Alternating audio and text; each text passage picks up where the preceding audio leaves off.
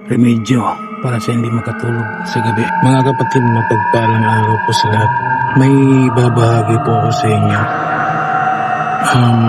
Ito'y para sa mga tao na hindi masyadong nakakatulog sa gabi. Yan. Ang una po ninyong gawin ay iganito nyo po ang inyong mga kamay. Balipang i-stretch nyo lang po muna. Ganyan. Yan. Tapos, ganito. Nakaupo lang po kayo. Kagaya ng posisyon ko ngayon, nakaupo.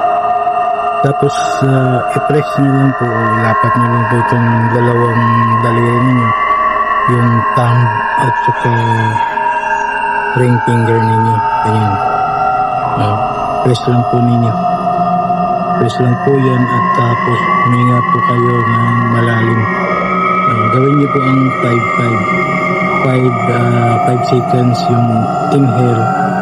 Tapos 5 seconds din yung exhale. Habang nakaganito yung mga daliri ninyo. Ayan po. Ayan. Hinga po kayo ng malalim 5 seconds.